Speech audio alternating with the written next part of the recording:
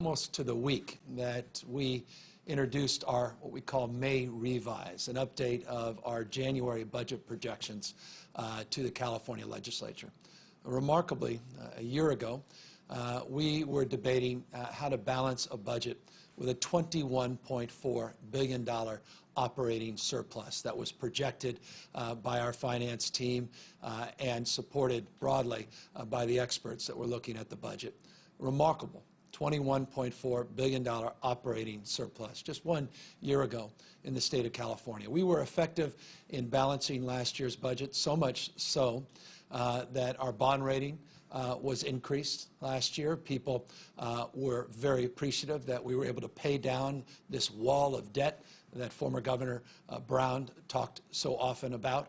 We were able to get rid of a lot of the gimmicks, the budgetary gimmicks that were so much part of California's recent past. We were able to move forward very deliberatively to be thoughtful about the utilization of those surplus dollars, putting record reserves, creating some additional reserve accounts, a safety net reserve account that we were able to bolster up. We were able to also put down a marker that we were going to commit to the long term. I don't know of a state in America last year that used part of its operating surplus at the level the state of California did. Over $9 billion we committed to pay down our long-term pension obligations. Many fiscal hawks recognize the work of the state of California, recognize we used a lot of the one-time dollar, overwhelmingly used our one-time surplus for one-time investments, and we worked very closely to make investments that were ongoing, but do it in a strategic way, really focusing on our children, our youth, and child care programs and preschool programs, and focusing, not surprisingly, on public health. That was a year ago this week. Here we are now, a year later, and I want to just give you a sense of the enormity of the task now at hand. I submitted in January to the California legislature a projected budget into the new fiscal year. The projected budget, building on last year's efforts, also projected a surplus, roughly a $6 billion surplus we projected. This is 90 days ago, not a year ago. Just 90 days ago, we introduced a budget projecting another $6 billion budget surplus. We were referencing a few weeks later that we had hit a milestone, 120 consecutive months of net job growth. We had the lowest unemployment in modern recorded history in the state of California. People were feeling a great sense of optimism about our fate and future. We even started to see, stubborn though it was, some real progress in addressing the issue that defines so much of California's struggle, and that's the issue of disparities, this bifurcated hybrid reality that many live in, and those that were still struggling to recover from the 2008-2009 Great Recession. We were starting to close some of those gaps and start to address the issue of those disparities in poverty, income and wealth inequality, and the like. That was 90 days ago. Here we are today. Our Department of Finance put out a memo in anticipation of the release of our May Revise and our budget. And you may have seen we're projecting tens of billions of dollars of shortfalls, all specifically related to COVID-19, all specifically related to this pandemic.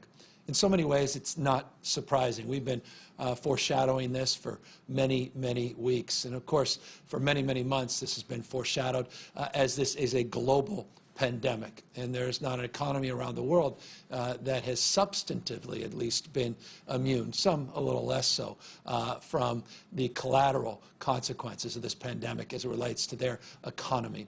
The United States, every state in this nation, will be struggling with unprecedented shortfalls that happened in such a very short period of time, and California is no different. What is different in the state of California is we're the world's fifth largest economy. Our budget's a magnitude, it's larger than over 20 states combined in terms of its population, and so it gives you a sense of the scope and scale of this state. So when you see those numbers, they should get your attention, and understandably so. But what may not get as much attention, and I think deserves your attention equally, is we're better positioned to deal with this shortfall than we have shortfalls of the past. Let me be more specific. California went through a very challenging time in 2003. The magnitude of that deficit was actually greater in percentage terms than the deficit we face. In 2009, that was a jaw-dropping challenge for that administration and that legislature. They were trying to balance roughly a $60 billion budget shortfall. It may have been larger in percentage terms than the state's current shortfall, but they were not as well positioned because of the fiscal management preceding that to weather that deficit. And I think this is a long way of saying this. We'll get through this. This will be challenging. We'll get through it by working together in a collaborative spirit of shared responsibility. I've already had the privilege of meeting with the leadership of the Assembly and the Senate and the budget chairs and their respective colleagues to give them a sense of the scope and magnitude, and I have great expectation and great confidence that we'll do everything in our power to protect the most vulnerable Californians at this incredible moment in time. But I will say this, my optimism is conditioned on this: more federal support. End of the day, with this happening in such a short period of time, we're seeing economic numbers, the unemployment numbers. Now 4.3 million people just since March 12th have filed for unemployment insurance. Almost $12 billion, $11.9 billion of unemployment claims have been processed. Checks have been cut just since March 15th. Again, March 15th, not January 15th. Gives you a sense of the magnitude.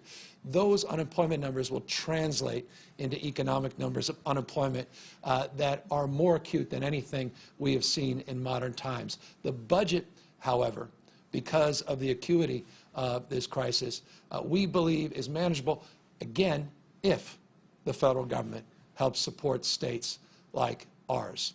It is absolutely incumbent upon our federal partners to recognize, as many do, and I can assure you one that certainly does is Speaker Nancy Pelosi, but as many do, the magnitude of this moment and how it's directly related to COVID-19, not mismanagement.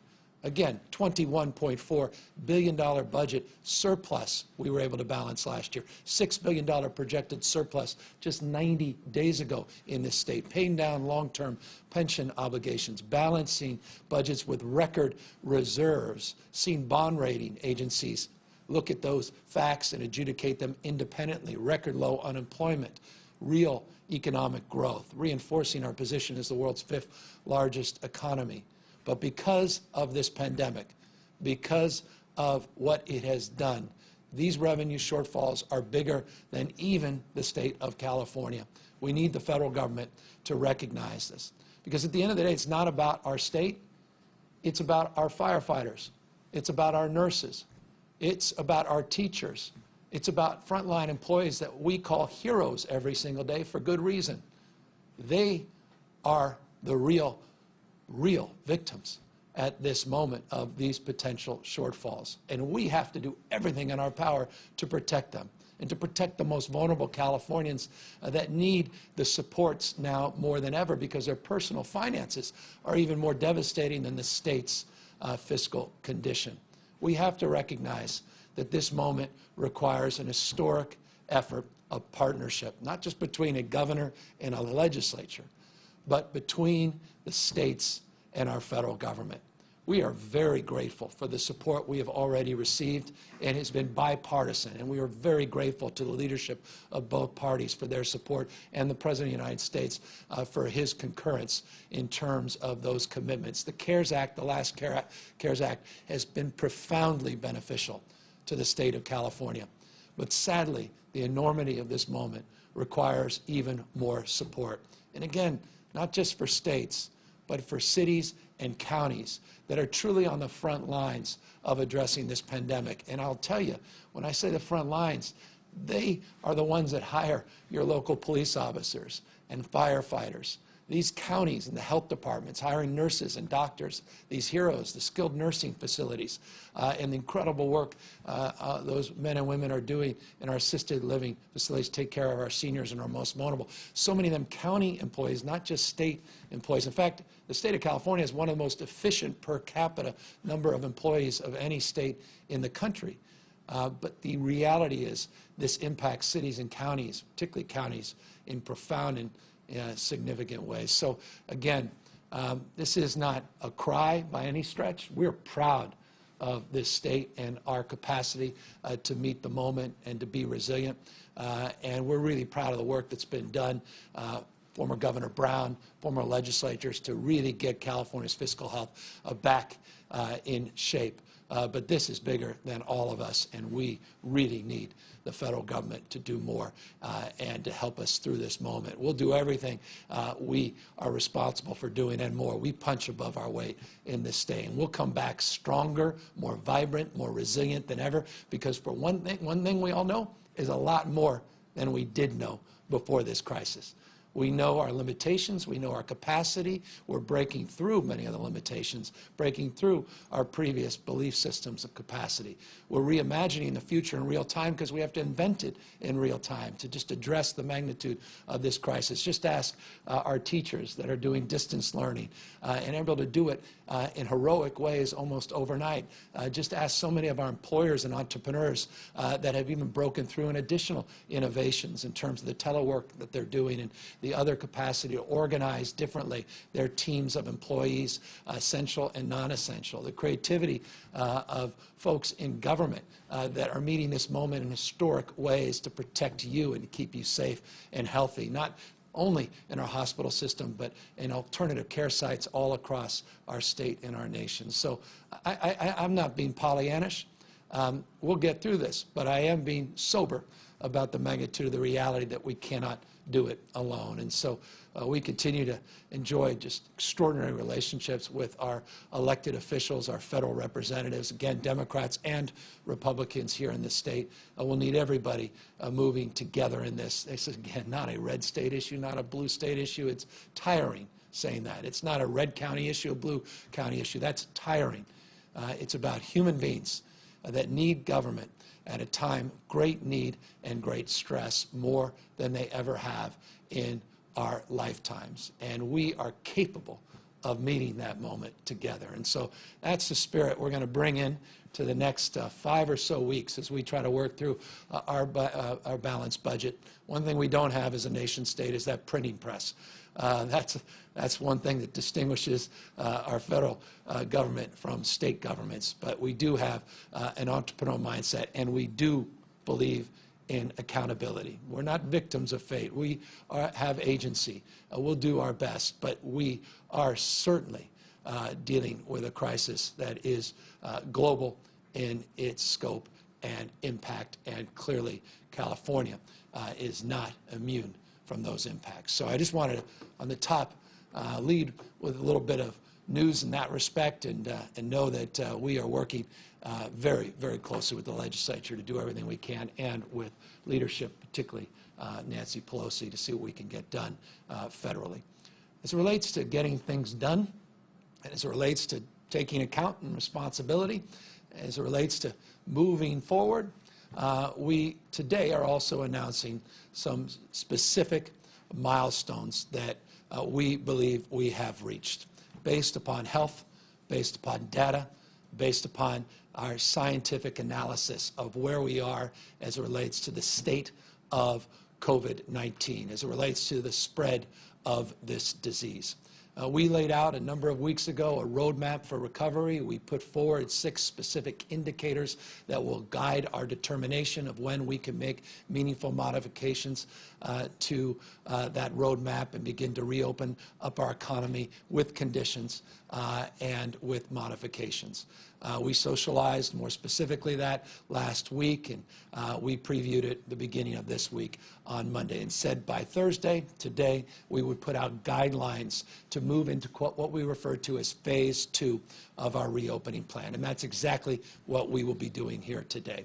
Dr. Galley in a moment will come up, go through a slide presentation, and be much more specific about exactly what these guidelines offer and what they don't. We also will put out details about what we are looking for from counties that wish to go farther than the statewide modifications, all within the framework of Stage 2. We have been working with counties, large and small, all across the state, including those that may have gotten ahead of themselves a little bit, try to pull them back in the spirit of collaboration and cooperation. We have been advised by our team of economic advisors, remarkable work that has been done that allowed for 33 modifications of our own guidance that came directly out of our Jobs and Recovery Task Force and the advisors. And again, I'll just put up that task force of advisors up against any. We could not be more proud of the work that Ann O'Leary and Tom Steyer are doing, our co-chairs of that task force, and the incredible men and women that are participating, including a wonderful call we had yesterday with over 100 advisors in every sector of our economy, from some of the most well-known brand names, from Bob Iger, Tim Cook, on down to some of, not on down, including even going higher, to April Verrett of SCIU 2015, talking about the power and potency of people we used to walk by and never even nod and acknowledge that now we're calling heroes, the essential workforce in our skilled nursing facilities. She put a human face, really punctuated what's at stake in terms of our economic recovery and how there's a socioeconomic dimension, there's a racial dimension in terms of these conversations. I couldn't be more proud of all of them, and they helped us advise this effort and helped us curate more specific guidelines that we are putting out here today. The guidelines we're focused on today are extending opportunities in the retail sector, the manufacturing sector, and the logistics sector, all with adaptations, all with modifications, but all with an eye on turning the page and moving into a new phase in terms of our economic recovery. Dr. Galley, again, will lay out more specifics in terms of each sector and what we're looking for, and also talk about what we're looking for in terms of getting deeper into this second phase and what that looks like from a dining in capacity, meaning opening restaurants, not just to take out, but providing the ability to dine in. We'll talk about outdoor museums potentially opening up, car washes, and the prospect of them opening up, series landscaping. I can go on and on. Dr. Galley will be more specific, more cogent in terms of that presentation here in a moment. But you get a sense that we're moving forward, but we're doing it always with an eye, being led by the data, by the science, by public health and these public health indices.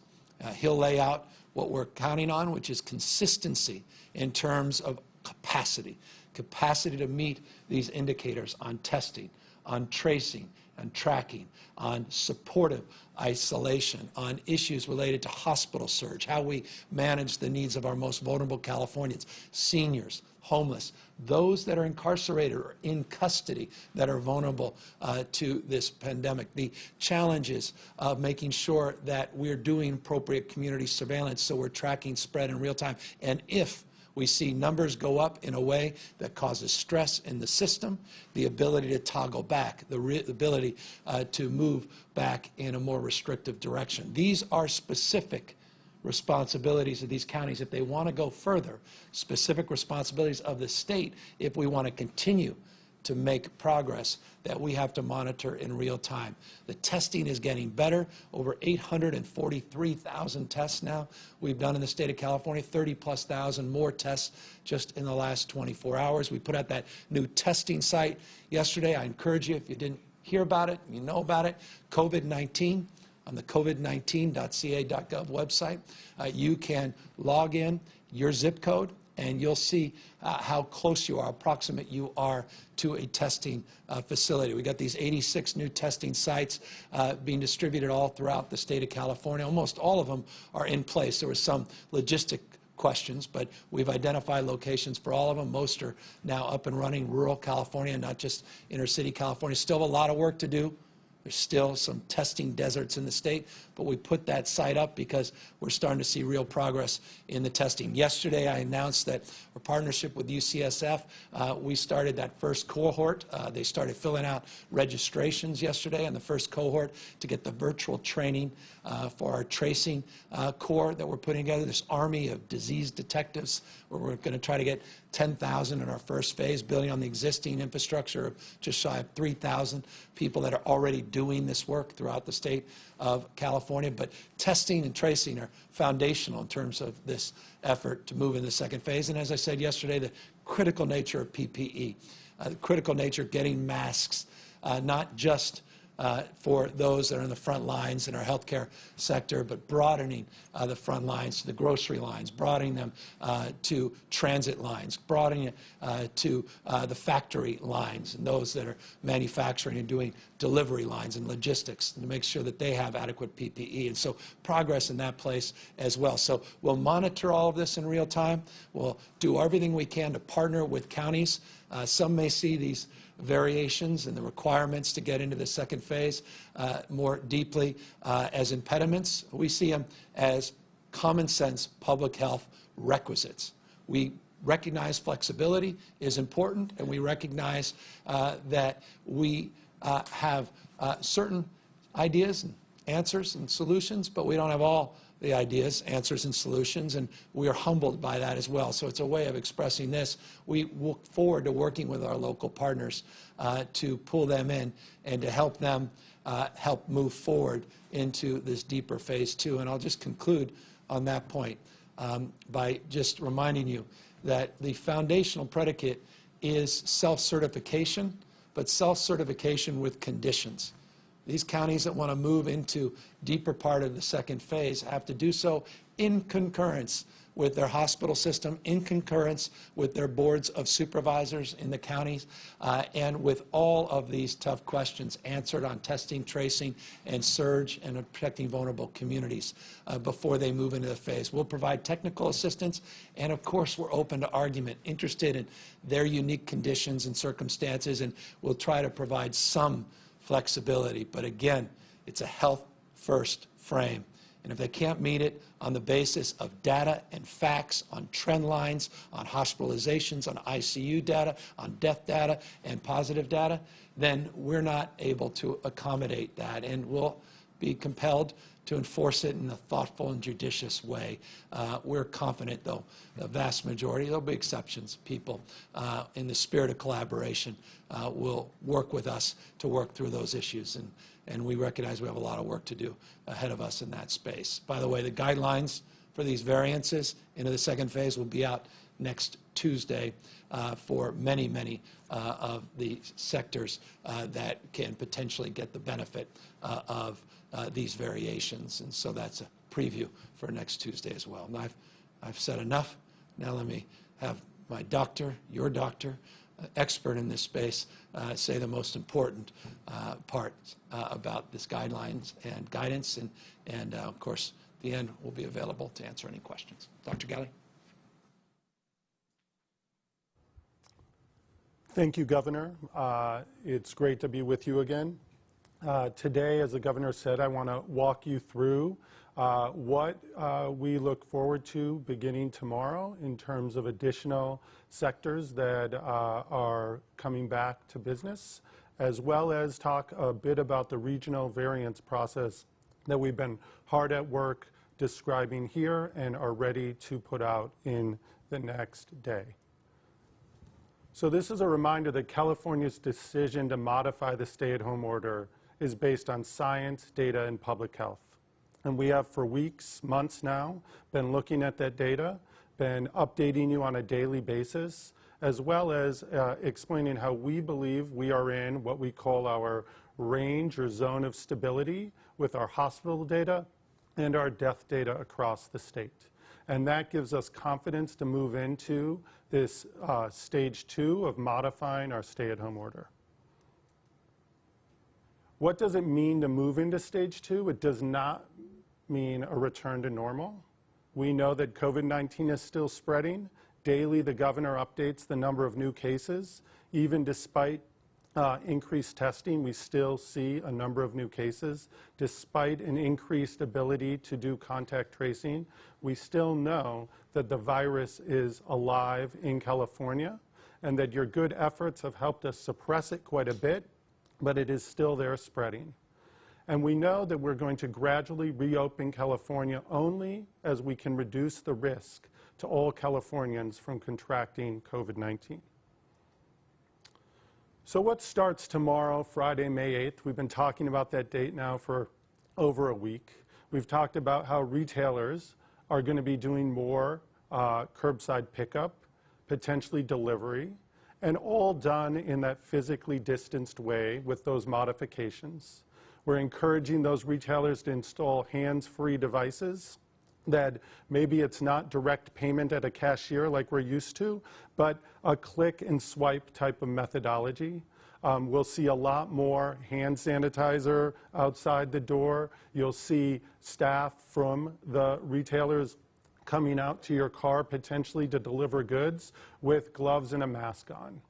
What does it mean for manufacturers? It means that that normal manufacturing plant may have people further apart than they were before COVID-19. It may mean that their break rooms have been closed down and exchanged for open air break rooms with physically distanced seating. Warehouses might look very much like those manufacturing businesses as well, and maybe their delivery trucks are full with sanitation materials, and the people doing the deliveries will have different personal protective equipment than they did before COVID-19 became a reality. We know that this is going to be a gradual move into stage 2. We are going to be able to add more businesses and sectors as the data allows us, as the guidance is created, and as we can assure that we are able to reduce risk.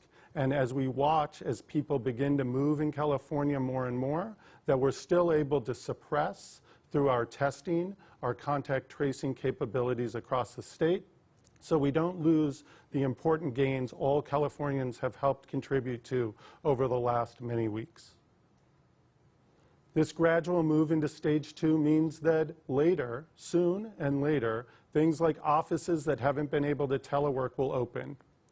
Seated dining at restaurants. I know many of you look forward to that day when you can return to your favorite restaurant, get your favorite meal, and we're also looking forward to that, but only when we can put out guidelines with specifications on how those restaurants are set up, and we know and are confident that the data in your region across the state can be supported so we don't have an increased spread of COVID-19. Shopping malls, the ability to not just go to pick up something that you ordered online from that favorite store, but to be able to go to that mall in a low-risk way. Outdoor museums, as the governor mentioned, something that I think we're all looking forward to having open, but under the guidelines of how to do that in a physically distanced way with the safest conditions that we can create during this COVID-19 period.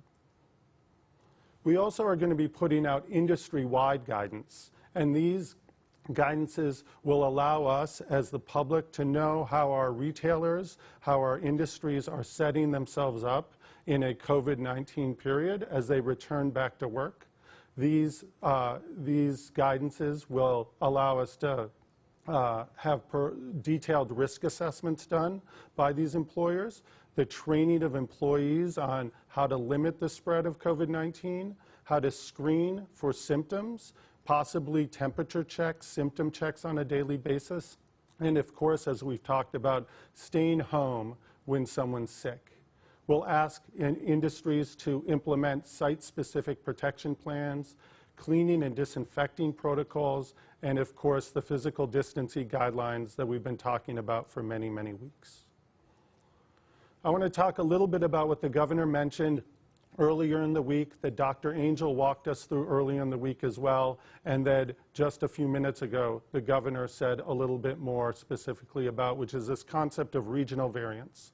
As we have been reporting out statewide data, we know that COVID-19 has impacted different communities and different counties across the state in very different ways. There have been some counties with few cases and no deaths for many, many days, and that has contributed to the excellent data that we've seen across the state. And we know that some counties can move safely further into stage 2, as they can attest to a number of the things that I will walk you through in a moment that they're able to achieve. And these are all based on California Department of Public Health criteria.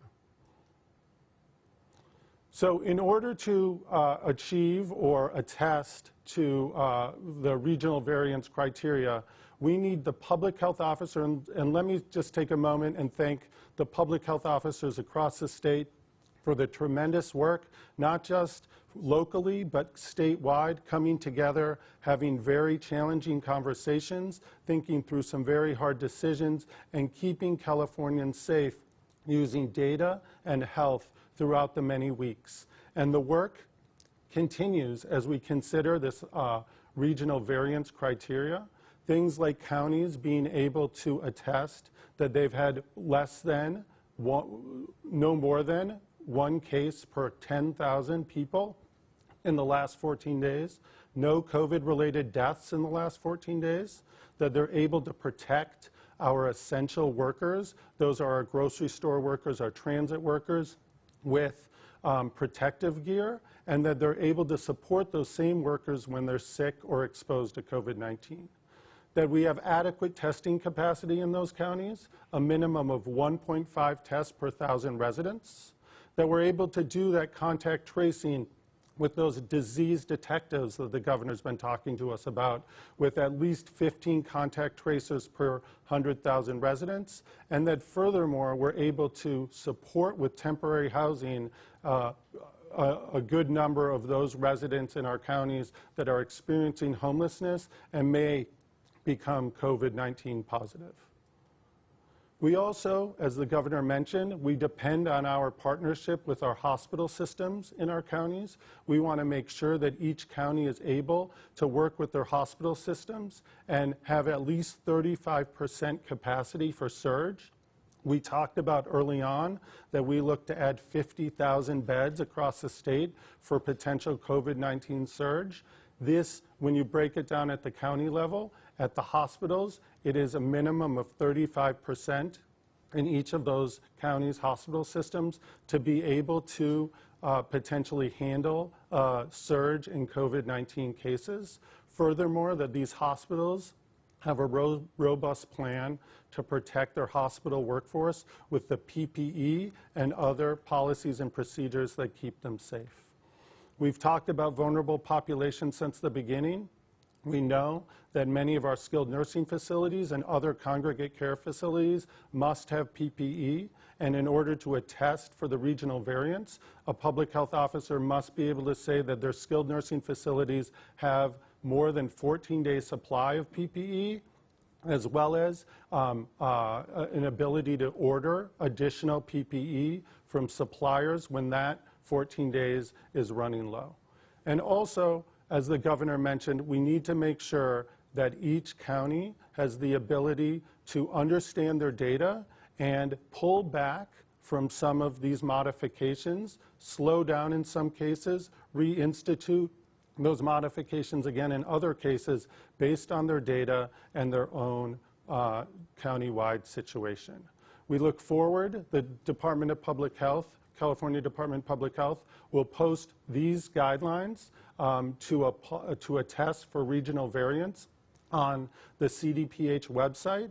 We are also building a team at the state to provide technical assistance to the counties to review their attestations, to ensure that all of these different criteria are met, and those will all be publicly posted for you and your communities and counties to understand what your county is doing to ensure that they make your communities as safe as possible as we look to reopen certain parts of our communities and our businesses in the days and weeks to come. And with that, I'll turn it back to the governor. Thank you. Thank you, Dr. Galley. And so that's the broad strokes of what we are advancing today. Very specific guidelines in the retail, manufacturing, and logistics sector, considerations of time, manner, and place, a recognition that businesses are very different even within sectors, something I know very well personally. Again, not to belabor a point that I make often, but it's a big point of pride that I've had the privilege in my life to be involved in starting up many businesses in this state, in the restaurant, hotel, and wine sector, and I deeply understand no one other business is the same as that other business, meaning everything is unique and distinctive depending on type, depending on location, depending on a million different factors. And we're trying to include enough flexibility in these sectors that allow for some variation even within the guidelines. And so I just want folks to know this is an iterative process. It is a dynamic process. This is not etched in stone. We want to continue to work with people across sectors and to address unintended, not just intended, consequences of these meaningful modifications to the stay-at-home order. But at the end of the day, these are meaningful modifications. And I say that with my eyes wide open in this sense. We are now, if and when we move through phase 2, roughly 70% of the economy has been impacted in terms of its opportunity to adjust, modify, and adapt to the new realities of this phase. That may sound significant, but it is as well very insignificant because the modifications are real restrictions in terms of commerce. And the biggest restriction, of course, is customer confidence. Just because you open business and have the ability to do curbside pickup or take a product from a retail store and put it into the trunk to provide for social distancing and physical distancing to a customer doesn't mean a customer is going to show up. And nor does it mean your workers will show up. And that's why all of this is focused on not just the business opportunity, but the responsibility we have to one another, responsibility that the employers have to employees to keep them protected, and all of us have to one another as customers to make sure that we integrate in the spirit of this phase the kind of attitudes and processes, procedures, and common sense application of these rules that will allow us to make some real progress. Frequency, duration are very different within these sectors. So again, we're moving away now from essential and non-essential to lower risk and really looking more specifically within that lower risk sector at the variations on frequency and the time, as I say, and manner to which these businesses engage with customers and how that impacts risk to customers and more broadly the community. We're also providing checklists. These are not mandatory, but we encourage establishments, particularly customer-facing establishments with retailer, in particular, put checklists up so people know as a customer, you feel a lot more confident why these things are being done, that they are being done, and sanitation and all these other things in terms of physically moving things around to the extent possible to allow people to feel safe and protected. Those are the employees, not just, again, customers. So those checklists, we think, also could be very advantageous as we move through the second phase. I'll remind people this includes auto dealers, but they actually were part of that previous phase, but we did update some of the guidance for auto dealers, construction. They were part of the last phase, but we did update some guidance on construction. Real estate, they were part of the last phase, but we did update the guidance in the real estate sector. And so all of that's been updated. And then as we move into the second phase, we're putting that guidance out. It's up right now on the COVID-19.ca.gov website. And I anticipate, and I'll close with this, with these regional variances, with these county based variances. When we get the guidelines out, this is fundamental. Next Tuesday, we'll start putting the guidelines out that many will move to self-certify. But that has to be done with initial phone conversation with our Department of Public Health. And remember, all of this is made public, and everybody will know exactly what the rules of the road are and the expectations are in their respective communities. So as soon as next week, we'll see, I think, a lot of energy in that space. Just close with what we do on a daily basis, and that's update you, as Dr. Galley said, on the daily numbers. We had some positive news, consistent with Dr. Galley's point that we've seen a flattening of the curve, particularly in ICUs and hospital admissions for now weeks and weeks and weeks, well beyond the 14-day CDC guidelines.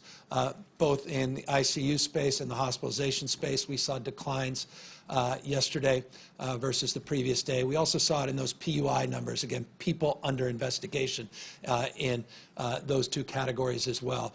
That's always a wonderful day when we see all four of those indicators turning green, or at least moving in the right direction.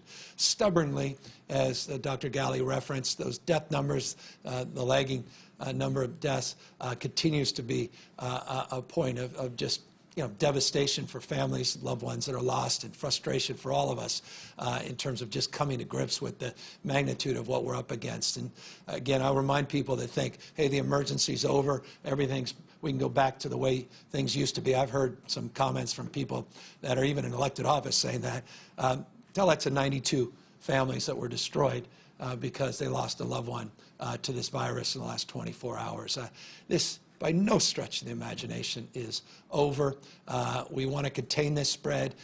We are making real progress in the state because you've all practiced physical distancing and you've abided broadly by the stay-at-home order, but we're not out of the woods. And yes, we are very, very cognizant of the fact that when we modify, we anticipate more engagement, and obviously more engagement, more mixing of individuals puts people potentially at risk of contracting the disease. The virulence of this disease is well defined, and that's why it's so important that all the monitoring and all the guidelines under the new playbook that was put out today are enacted and enforced. Containment plans are critical.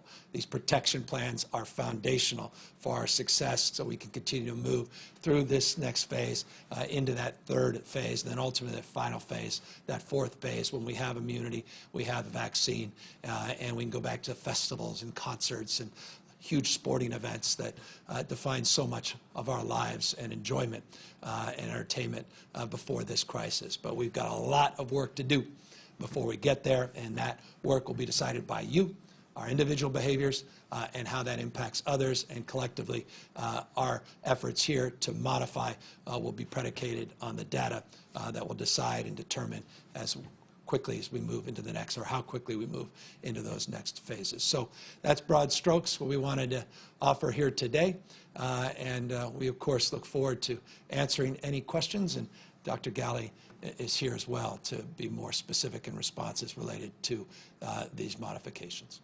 Julie Cart, Cal Matters. Yes, good afternoon. Thanks for taking the question. Governor, this is regarding the vendors that your administration is paying for supplies and services in response to the coronavirus.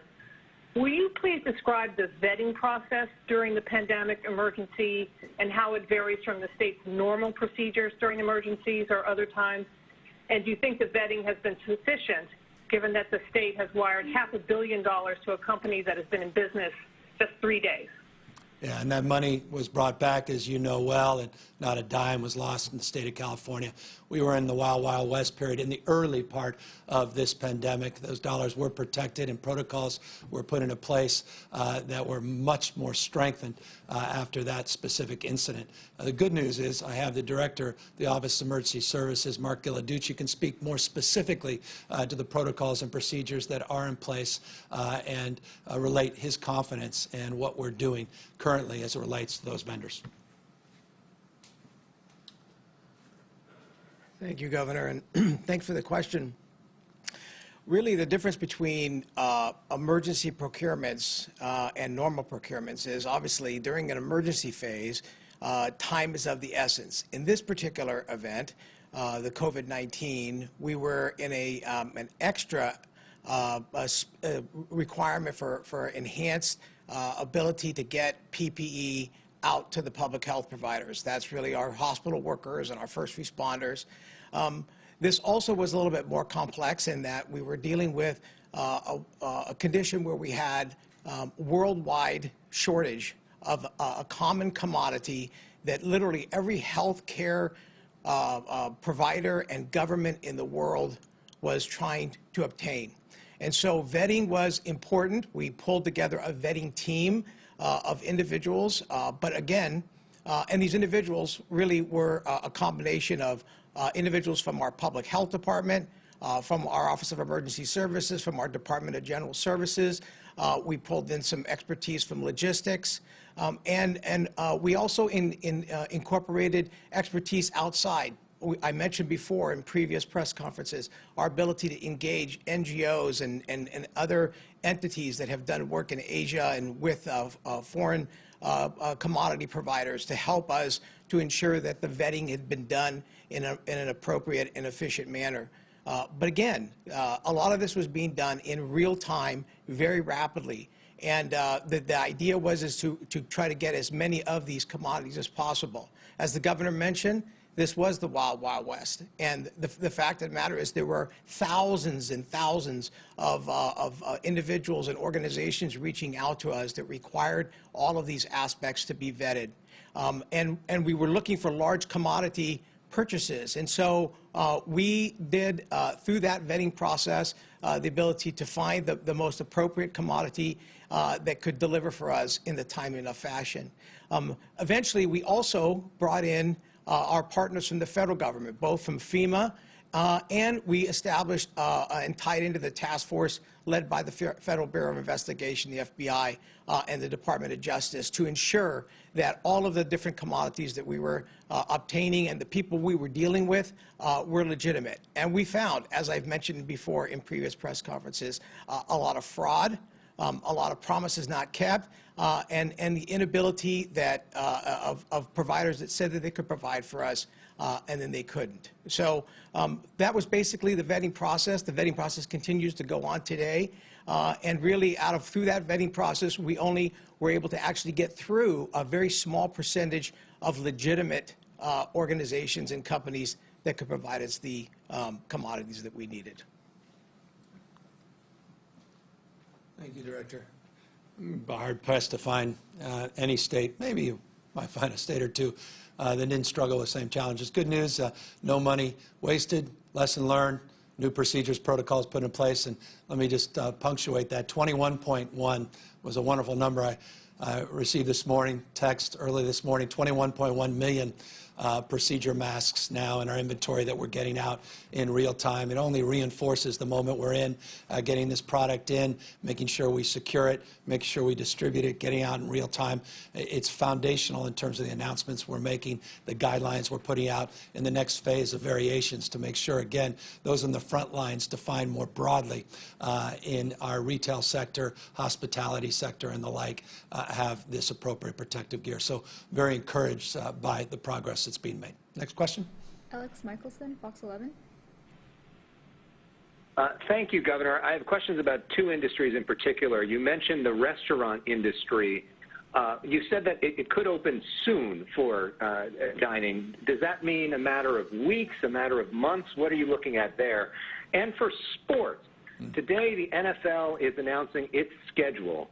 Are you comfortable with games being played without fans if players can get adequate testing? What do you think sports will look like in the next couple months here in the state of California? Yeah, on the sports question, it's difficult to imagine a stadium that's filled until we have immunity, until we have a vaccine.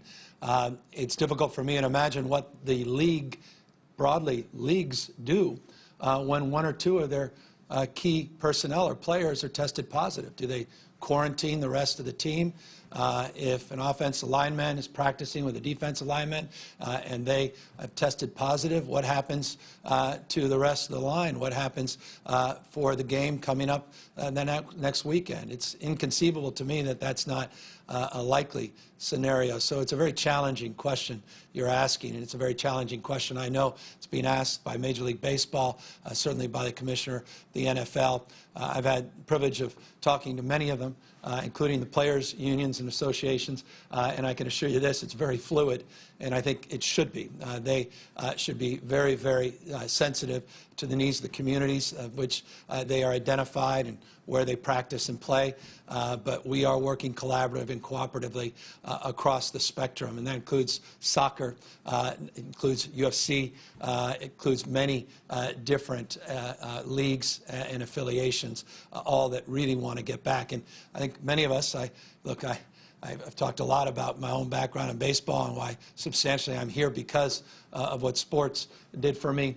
So when I say this, that I'm passionate about sports, I really am, and how uniting sports can be at a time when people feel so torn apart and so anxious. And I really think they're incredibly important in terms of the spirit and pride that a community, state, and a nation can build. And so I say this very, very honestly. I hope be able to answer that question sooner than later, but it's a very tough question for these leagues to answer because they must have a safety first, health first mindset, and there are conditions that persist in this state and this nation that make reopening very, very challenging. As it relates to the specifics of restaurants, the likelihood of some counties meeting all the criteria of the variants that Dr. Galley put forward happening after we put out the dine-in guidelines next Tuesday, I think is very high in certain parts of the state. And so you can see, not in weeks, potentially, if some move quickly and work collaboratively with the state and with their county board of supervisors, their health directors. They put the tracing and tracking, they put the surge plans together, they have strategies to protect the most vulnerable, and they have trigger plans and measurements that allow them to pull back, and they abide by these guidelines, and they prepare for them. We can see that happening in the next week or so. Andrew Shearer, SecB. Andrew Shearer. Thank you, Governor. Sorry. Thank you, Governor. Can you clarify why churches and salons are in Phase 3 and not Phase 2? What makes them more high risk than schools, for example? What factors are you weighing here when you decide what goes into what phase? Yeah, we're looking at the science, epidemiology, looking again at frequency, duration, time, and looking at low risk, high reward, low risk, low reward, looking at a series of conditions and criteria, as well as best practices from other states and nations. All of those things and the advisory committees that we have go into making that determination. Let me be specific now to nail salons. This whole thing started in the state of California, the first community spread in a nail salon. I just want to remind everybody of that. I'm very worried about that. And as you may know, many have certainly informed me, many of the practices that you would otherwise expect of a modification were already in play in many of these salons with people that had procedure masks on, were using gloves, and were advancing higher levels of sanitation. So that has to all be factored in, and candidly, our health directors, the experts, the counsel that I've received are very worried about moving precipitously into that next phase. We hope to get it in the next new phase shortly, but right now all of our health indicators and health directives that I received from health directors across state put some red flags in that space. As it relates to churches, you may know this, may have written about this, and if you have, thank you, and if you haven't, I would encourage you to take a look. A few weeks back, we added guidelines and clarified for faith-based leaders. We worked, I had a series of phone calls and Zoom calls and conferences with faith-based leaders, maintaining that in the current phase 1, that they can continue as essential the incredible work that they do serving the community, our homeless, our seniors, and our children, again, with the guidelines we put out in child care that is provided by many faith leaders across the state. So there are substantial augmentations that were already made in that space for faith communities. Our fear is simply this: congregations of people mixing from far and wide, coming together, proximate in an enclosed space at large scales is a point of obvious concern and anxiety. It's not unique to the state of California, but know that we are already working on guidelines for physical distancing and working with faith leaders, looking at the unique conditions that exist and reside within their own facilities that may make some further accommodations in that space happen earlier. So again, none of this is etched in stone. I'm very sensitive. I grew up in the church, Notre Dame des Victoires, talk often about Father Cause, growing up well, I don't want to overdo it here, but we say grace every night before dinner with the family. I take very seriously those concerns about people of faith, and know that I'm very sensitive to those that want to get back into church and into these facilities, and we're going to see what we can do to accommodate that, but the health of those communities is foundational as well. Bigad Shaban, NBC Bay Area. Thanks for taking my question, Governor. I want to talk to you about action you've taken relating to evictions. Tenants in California are still getting eviction notices, and some housing advocates say that's because the order you signed to halt evictions is fairly weak. Are they right? Well, I don't know. I don't know that it's weak. You cannot legally evict someone. You can't enforce an eviction pursuant to that order. The order seems very clear from my perspective, very strong from that perspective. As I've said on multiple occasions, we're not the final word. We also put out an executive order in addition to that moratorium on evictions as relates to the enforcement and the court proceedings related to those evictions. We also made it clear through an additional executive order that counties and communities, cities like LA have, and I think San Jose, SF, others can go further now with more clarification of the rules of the road. I was very proud last year, you may know, to help negotiate over a course of many, many months with the outstanding leadership of a number of key Assembly and Senate leaders, Phil Ting among many others, a landmark, unprecedented, first in the nation at scale rent control bill and just cause bill. As you know, I am not aware of any state in our nation, the just cause criteria that we were able to advance last year at this scale in this state. So I take your question to heart. I take the concerns around tenants very seriously. And as I've maintained to you in previous questions in the past and others that have inquired, I also am cognizant that these executive orders have timelines and expiration dates, and we're attending to over a few dozen that are in that category and looking to extend them and, in the spirit of your questions, potentially strengthen them as necessary or augment them as may be the want of some. Final question, Taryn Luna, LA Times.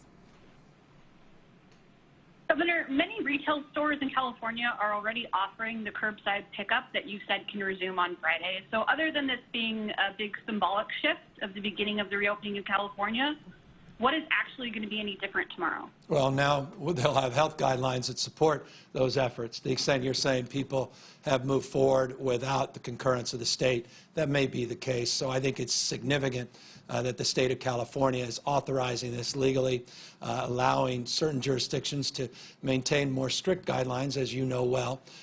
Bay Area, Los Angeles, though, looks like they're moving in line with our state guidelines. That's very encouraging to see the kind of flexibility and local decision-making. Of course, the significance is the Phase 2 augmentations that are now possible with the new variants that we'll be seeing over the course of the next number of days and weeks. That's very, very meaningful. And on the manufacturing side and logistics side, I hope you'll take a good look at the guidelines. We also think they're meaningful. As it relates to car dealers, I'm not sure many of you have written about that. We put together more clarification car dealers were able to open up, but now they will have the guidelines that they were looking for. So I think you'll see more activity in that space. Construction, you're seeing a lot more activity in that space, and furthering the efforts of clarifications across sector, be it life science sector. We put out 17 sectoral guideline augmentations today. You'll see a lot of that we think will increase activity and appetite for people to move cautiously into this next phase. Let me thank everybody, as always, for their time and attention, for the questions, for the stewardship. Let me continue to maintain that all of this is subject to this change, that we live in a dynamic environment. This pandemic is still with us. This disease continues to spread. We saw, again, more positive cases yesterday than the previous day, 1,799 more positive cases that we identified. We are making progress. We are flattening the curve. We're beginning to bend it. ICUs and hospitalizations, but we're not out of the woods yet. This emergency has not passed us by, and we need to maintain our vigilance, maintain our distance physically from one another, and continue to do our best to meet the spirit of these guidelines and not get ahead of ourselves at peril that we see this disease come back in fury and a second wave that makes the first wave pale in comparison. We are not out of the woods yet. Let's continue to be vigilant, continue to do what we've done to get to this point, and I hope folks see some light at the end of this tunnel, and we look forward to more of that light being shone down on them and beaches as well. Final thing I forgot to mention, thank you to Orange County. We were able to make we were able to advance an agreement with Orange County, the last of the 7 jurisdictions within the county, the county itself, not just local jurisdictions, to move forward with modifications there on beach goers and to allow for very, very thoughtful reopenings that are soft in some cases and other cases a little bit more prescriptive. So progress, open spaces, progress on retail, manufacturing, logistics, and opportunities now, very near future on in-person dining with conditions and modifications, and